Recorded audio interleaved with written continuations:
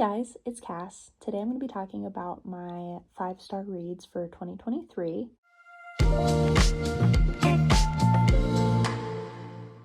I tried to film this yesterday and I attempted to do it without notes, and that did not work out the way that I wanted it to. So I took some time to write out some bullet points for each book.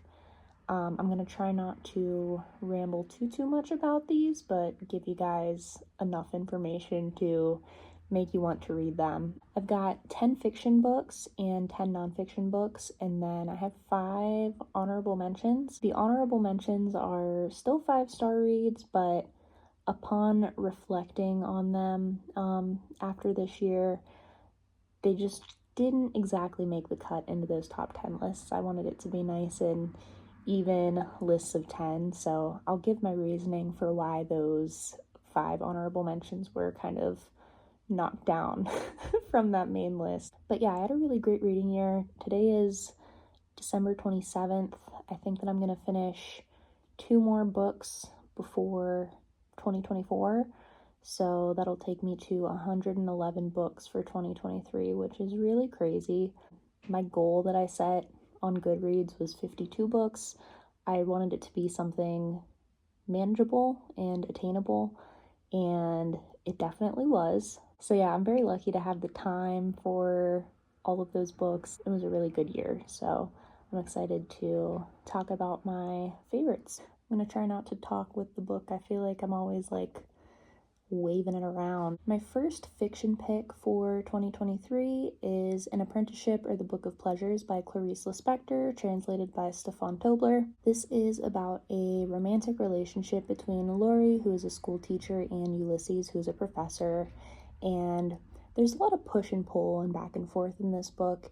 You really see Lorrie kind of grappling with her journey of self-discovery.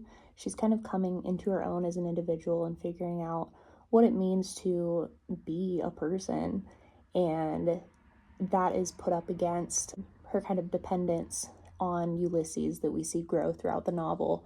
So he kind of will pull back from her, and she will become really determined to like live for herself and be her own person.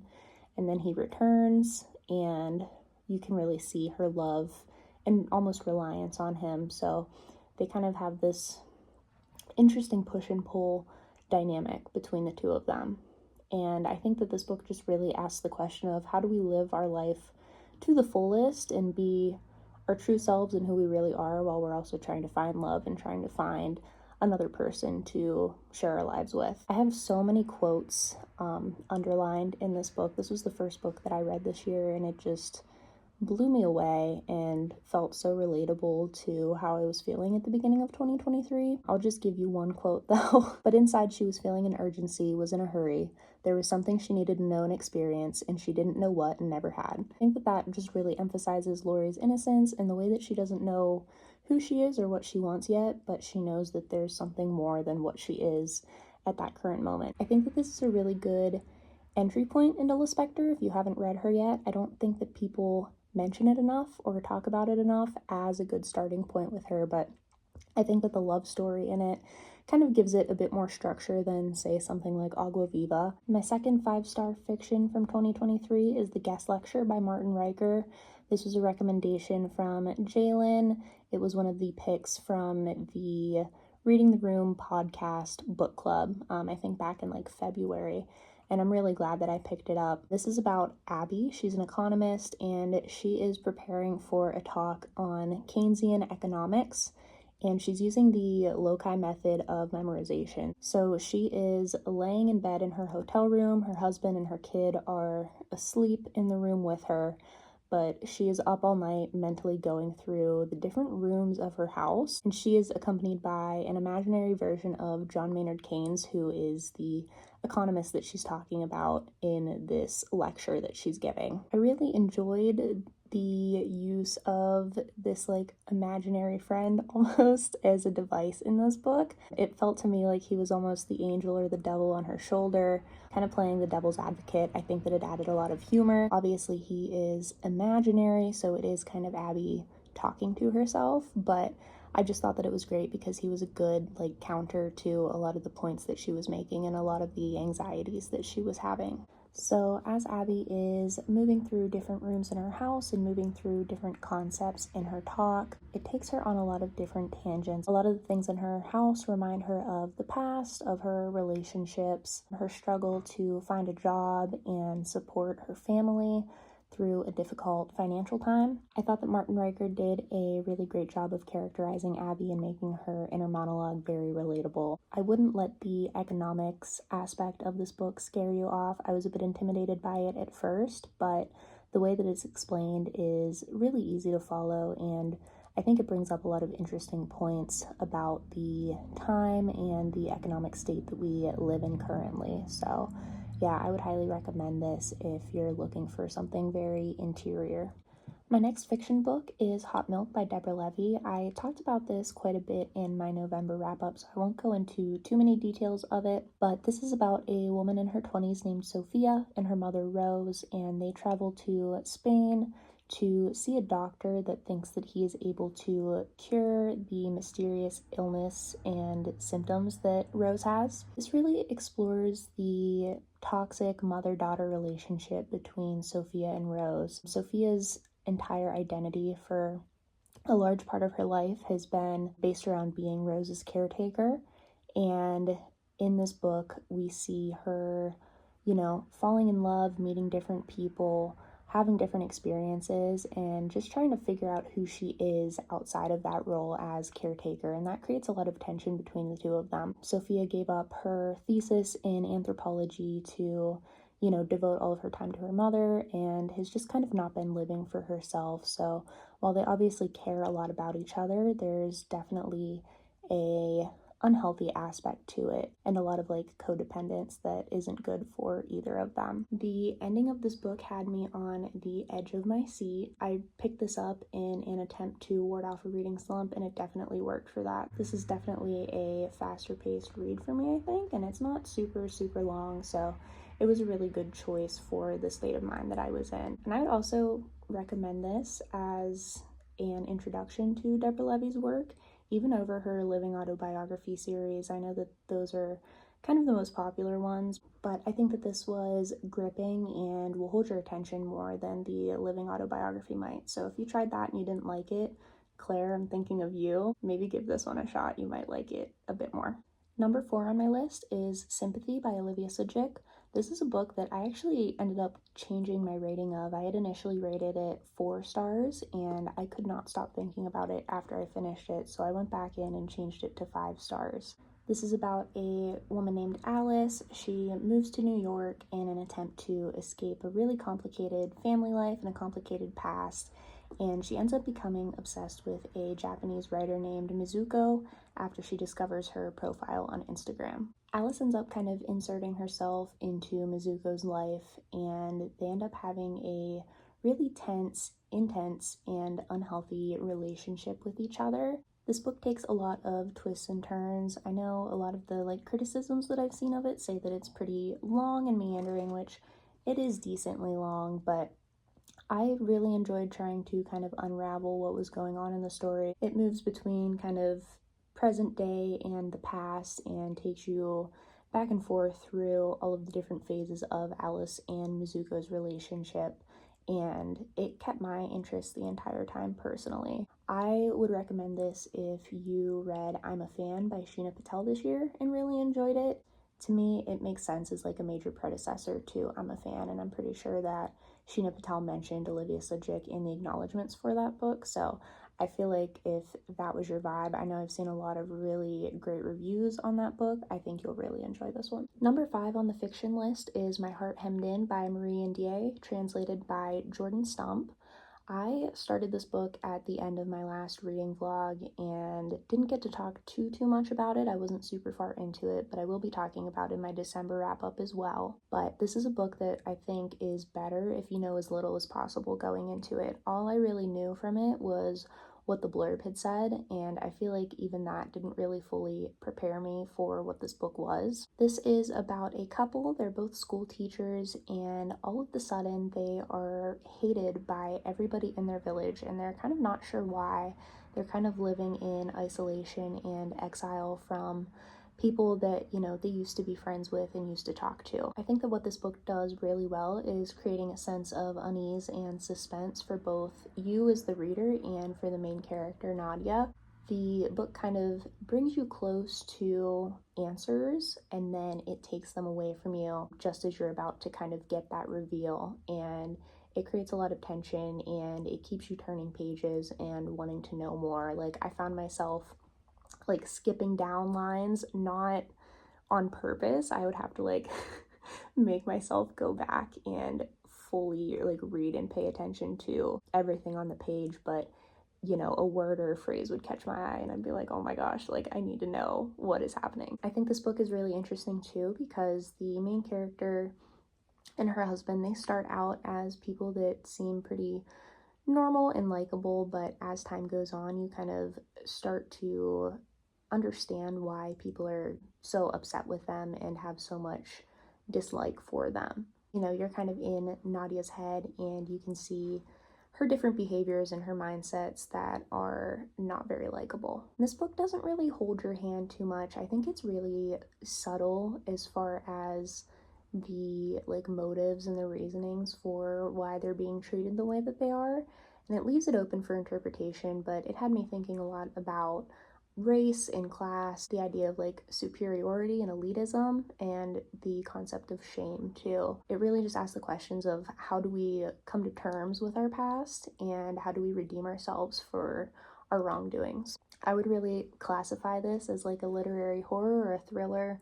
I think it would be great if you're looking for like a spooky season book, but also good for any time of the year because I think it's just so compulsively readable. Number 6 on the list is Indelicacy by Amina, Cain. This book is about a woman who is a cleaner at a museum. She ends up marrying a very rich man, which she's thankful for because it gives her time to focus on her writing, but she's also super uncomfortable with the new lifestyle and the class that she's brought into as a result of that marriage. This is a really interior and sparse novel. Amina Cain is super clear and concise with her words. It's a super slim little book, but it really just focuses on the main character's desire to write above anything else, and she doesn't really care how that makes people perceive her. You know, she doesn't really care about fitting in with the people in her husband's, you know, class or like circle. It really just juxtaposes the different classes that they're in and the different lifestyles that they lead, and explores the idea of freedom. Is the main character, I think her name is Victoria, if I'm remembering correctly, is she more free than her maid?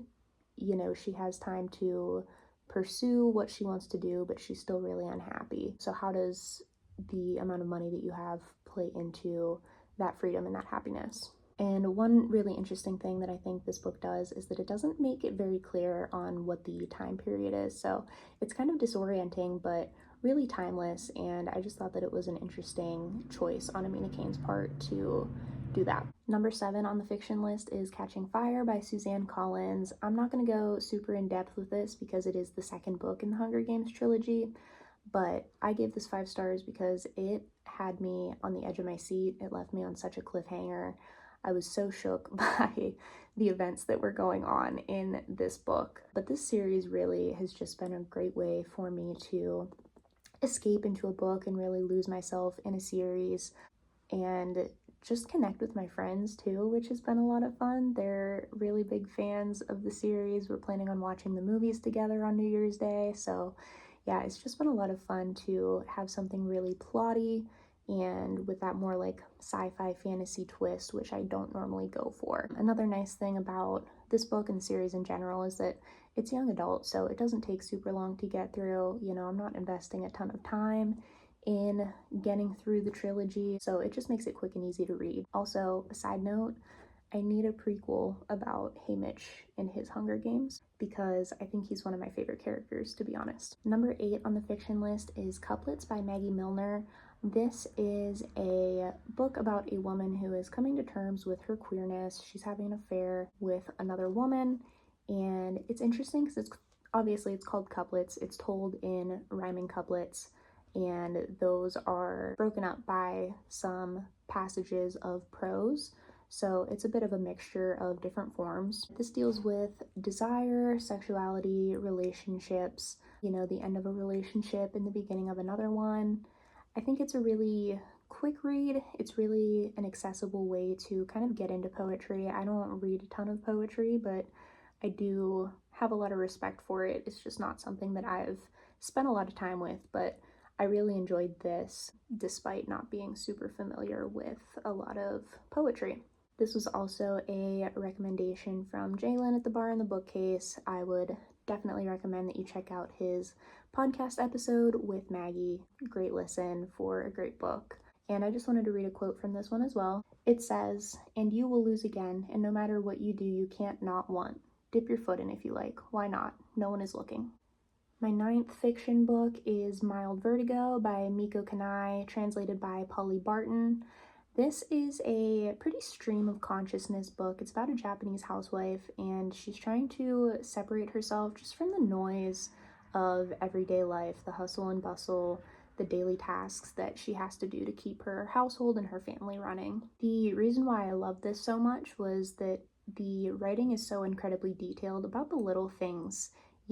This woman's food, her home, and the interactions between people, whether it's between her and someone else or interactions between two other people that she is witnessing, on the street or in the grocery store or something like that. There are also a lot of sections about art and photography. There's kind of like an essay within the novel dealing with photography, which was interesting. Wasn't my favorite choice that was made in the book, but I do think that it broke it up and kind of fully realized the character and gave her some more interests outside of that everyday like housekeeping stuff. This has a lot of long, winding sentences, but it's still really readable. There are breaks and stuff for the paragraphs, so it wasn't like a slog to get through. The blurb on this compares it to Elena Ferrante and Clarice Lispector, so obviously I was sold and I wanted to read it. I don't know how accurate those comparisons are necessarily. I guess like the interiority of it makes a lot of sense for those comparisons, but yeah, I just thought that was like a fun fact. Yeah, just two, buzzy authors in this kind of circle on BookTube, so just wanted to mention that. My last book on the fiction list is Who Will Run the Frog Hospital by Lorrie Moore. This is a novel exploring female friendship through two characters, Barry and Sills. They are best friends. They're living in a small town in New York, and takes you through their adventures, the trouble that they get into, and I think the really touching part of it is the way that they're there for each other when they're going through difficult times. But it also talks about how they kind of grow apart as they get older and lose touch with each other, which I also found really sad. Barry and Sills are forced to face the adult world at 15, and they're not fully prepared for it. They're still young, they're trying to have fun, but they're faced with some very real situations that they have to come to terms with and figure out how they're going to handle them.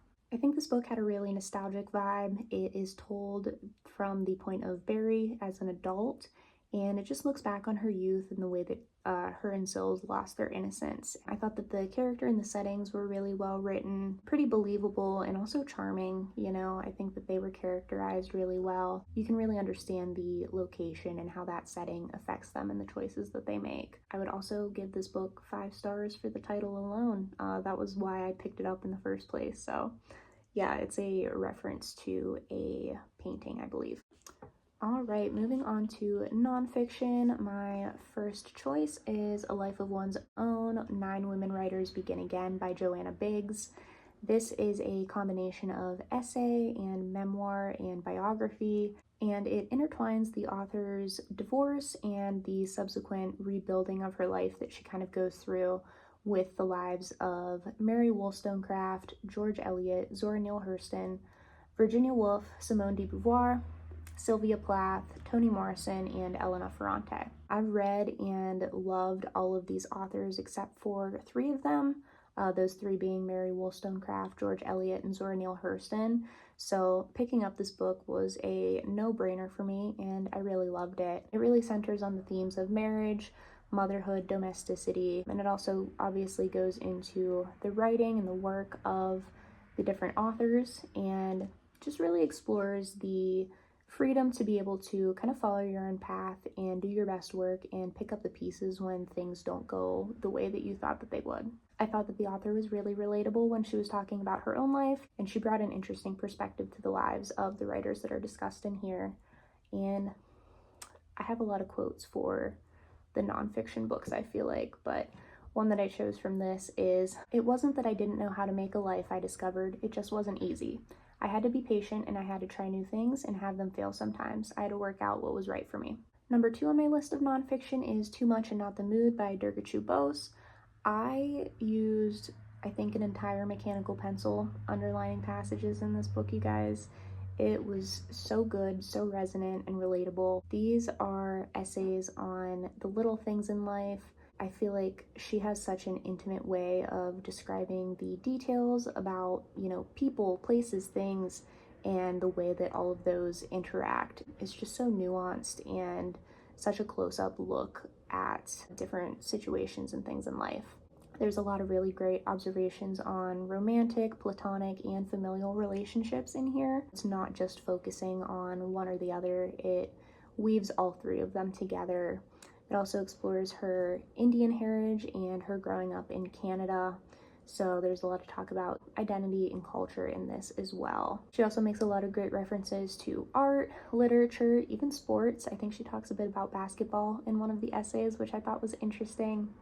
Not something that you see often in this genre, I feel like. The first essay, Heart Museum, in this is super long. It takes up, I would say, probably about half of the book, but I really enjoyed that one and the rest of the shorter essays.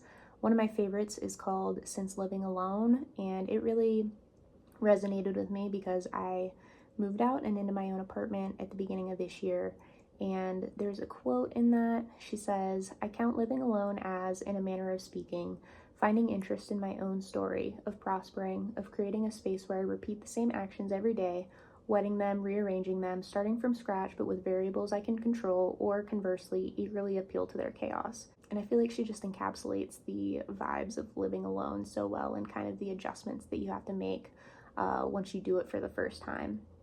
This is definitely, I think, going to be a comfort read for me. It's one that I would like to revisit in 2024, even if it's maybe just a couple of the essays. My third nonfiction pick is Where Are Your Boys Tonight? The Oral History of Emo's Mainstream Explosion by Chris Payne.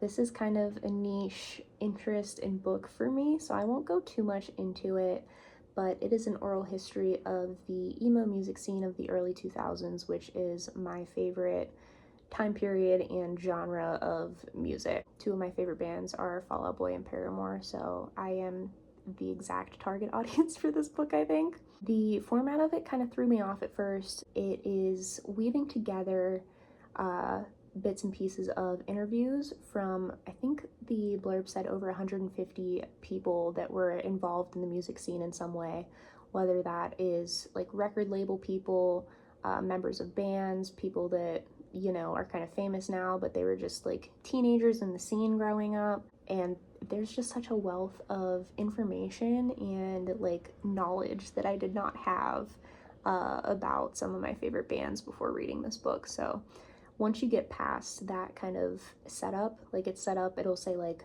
Pete Wentz, and then it'll have a quote from him, and then it'll be, Mikey Way, and it's like they're not in conversation with each other. They're in conversation with the author, and he's just creating the story and giving you the history by putting all of those things together. So I was like, what is going on at first? But once I got past that, I like binge read it. I sat on my couch for like a couple nights straight and just read the crap out of it.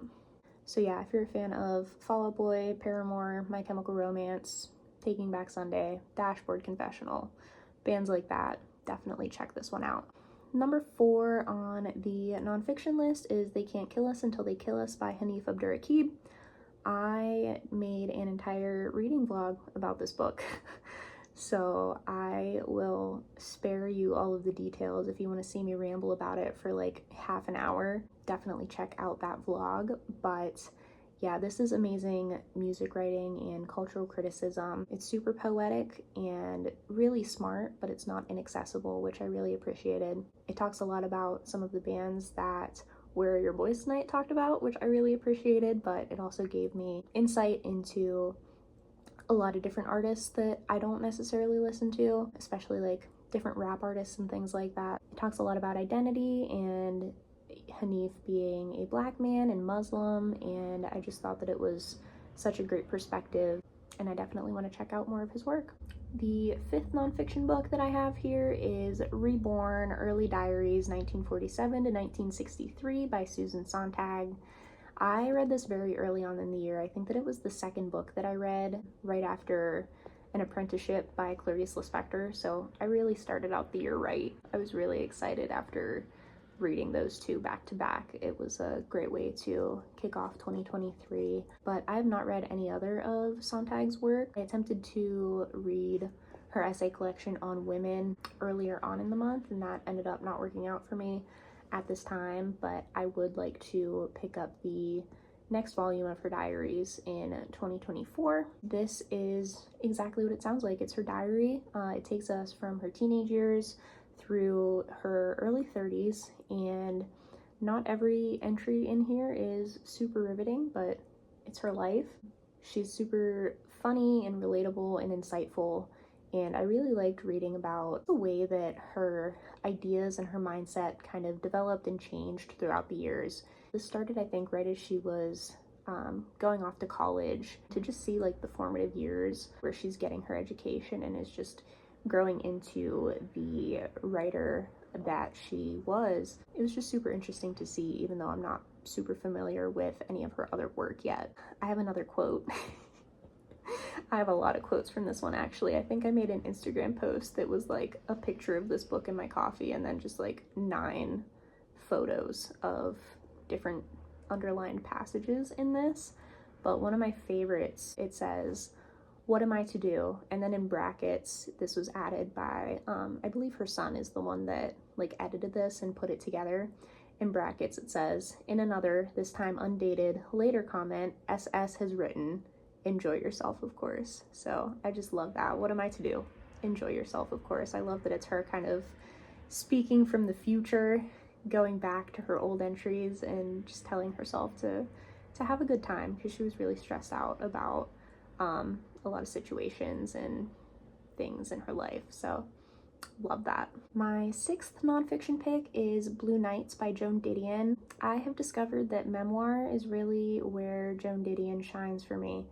This and The Year of Magical Thinking are two of my favorite books of hers. I feel like I like her memoirs, then her novels, and then her essay collections. That would be kind of my ranking of the different forms of Didion, but this is a really devastating reflection on her daughter, Quintana, who passed away at a pretty young age. I believe she was in her 20s, if I'm remembering correctly, but yeah, she's looking back at her daughter's life, her illness, and her death, and it's just super sad.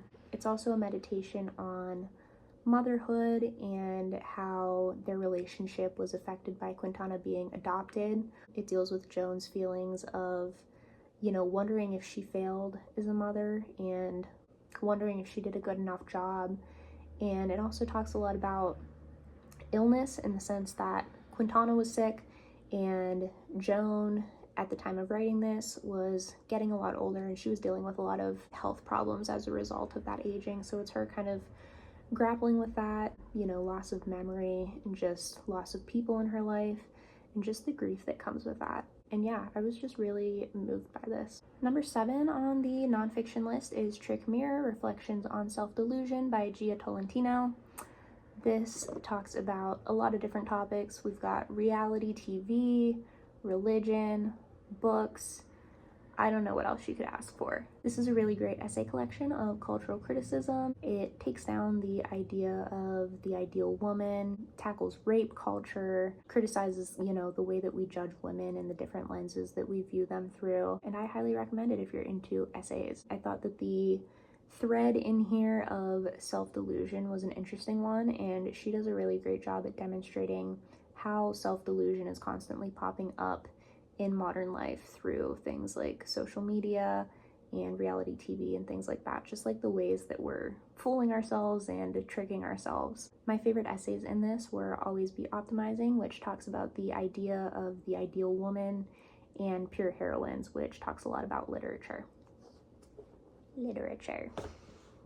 The 8th book on the nonfiction list is A Life's Work on Becoming a Mother by Rachel Cusk. I love me some Rachel Cusk, and this is her brutally honest recollection of becoming a mom, talking about the birth of her children and her postpartum experience.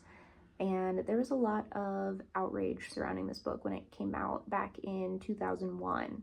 And I don't think that that outrage was warranted or deserved, because she's just speaking from her experience here. Maybe my point of view on that is a bit distorted because, you know, in the year of our Lord 2023, we have so many books that are talking about the experience of motherhood and the not so pretty parts of it. So maybe I'm a bit biased in that, but yeah, this just gave me a lot to think about and consider as I, you know, am moving through my life and am kind of grappling with the direction that I want it to take. And, you know, do you want to have kids or do you not? It's a really big topic and a question, and this was some food for thought for it, for sure. Number 9 on the list is Journal of a Solitude by May Sarton. Once again, I love a journal. I love a diary. It's one of my favorite forms, I think, to be honest with you. This takes us through a year at May Sarton's New Hampshire home. She has this big old house and just is surrounded by gardens and wilderness, and she lives there all by herself. There's just a lot of reflections on nature, on reading and writing, and on being by yourself and living alone, you know, Journal of a Solitude. She is really just reflecting on that experience. So yeah, this made me want to move to the New England wilderness all by myself, which I probably wouldn't do in reality. But yeah, this really just transported me into kind of her mindset in that setting, which I really enjoyed. And I have another quote for this one too. She says, "Keep busy with survival, imitate the trees, learn to lose in order to recover, and remember that nothing stays the same for long, not even pain, psychic pain. Sit it out, let it all pass, let it go." Yeah. Number 10 on the nonfiction list is A Girl's Story by Annie Ernaux, translated by Allison L. Strayer. This is a really close inspection of a formative summer in Ernaux's life. She had her first experience with a man over this summer, and she remains very obsessed with him and devoted to him even after he leaves her. So she kind of, all of her life, wanted to forget about that version of herself and forget about that time in her life. But at the time of writing this, you know, 60 years had passed since she had that experience. So she kind of had the distance to be able to revisit it and reflect on it and just return to the young girl that she was over that summer. This talks a lot about obsession, memory, coming to terms with your past, and how to write about it and how to reflect that experience. She's really grappling with who she was at that point in time versus the idea that she had of herself and that she has kind of created of herself over those 60 years. And one of the quotes that I really liked from this says, "The girl in the picture is not me, but nor is she a fictional creation. There is no one else in the world I know in such vast and inexhaustible detail." So she explores the idea of, you know, her true self versus the self that she's putting down onto paper. And yeah, it was written in her kind of signature style, and I thought that it was relatable in a lot of ways. All right, we've got the 5 honorable mentions. The first one is Swimming Home by Deborah Levy. This is a really summary character study and look at love. I read this while I was on vacation this year, and this was the first fiction of Deborah Levy's that I had read, and I really loved it. I gave it 5 stars, but my reason for moving it to the honorable mentions list is that I read Hot Milk after and enjoyed that one even more than I enjoyed this one, so I wanted to keep Hot Milk on the top 10 and move this down to the honorable mention. I also have Ongoingness, The End of a Diary by Sarah Manguso. This is asking how do we properly record our lives and fight against the fear of missing something important.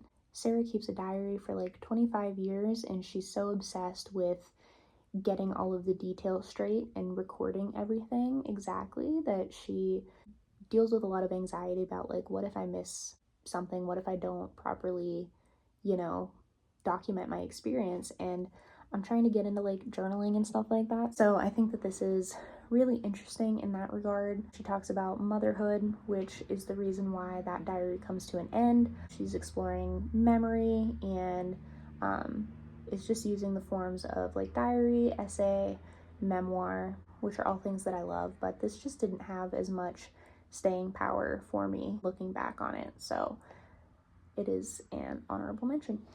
My third honorable mention is The Woman in Me by Britney Spears. I'm a huge Britney fan. I wrote like a freaking essay about this book on Goodreads. So I'm so glad that she was able to tell her story and, shed some light on what she's been through for the past decade, even longer than that, to be honest with you.